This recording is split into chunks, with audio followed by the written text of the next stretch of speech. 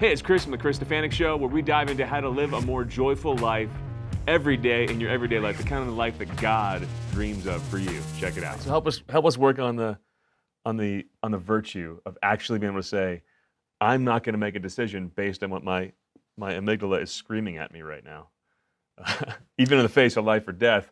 What are some of the drills, the things that you go through? And I know we talked before, so I listed 4 things that we can maybe go off on, and then whatever heck else that comes to your mind. All right. So one, you've told me before, is you got to repeat a mantra. Yeah, you do. What's that look like, and how'd you do that? Well, the counter to fear, we first need to understand what the counter is, right? And so that becomes the mantra. Each individual is going to be unique in everybody's circumstances and everybody's lifestyle. So what is that for you? What is the most powerful thing that you can replace that with? And again, fear is healthy in some aspects, but not if it's controlling your actions in a negative way. Right.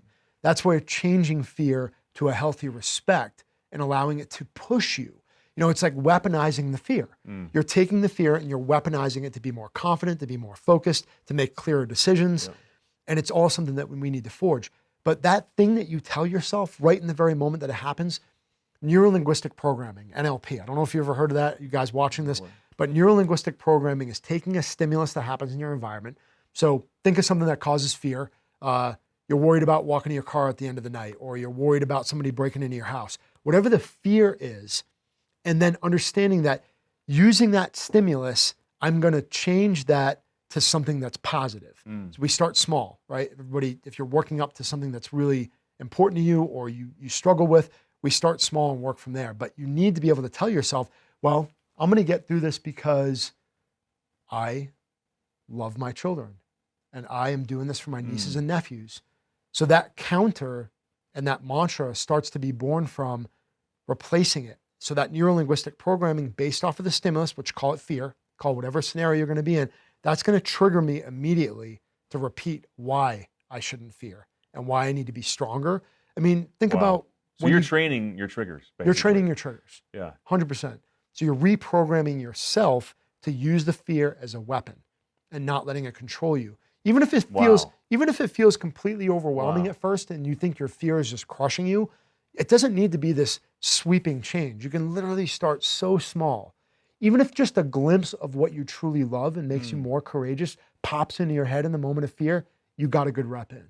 And then you build off that, saying to yourself, well, what is that mantra? A good rep. I like that. You got a good rep. I say that a lot. Yeah. Get good reps in. Yeah. If you get a bad rep in, do it again. Yep. And this is why God gave us His Word.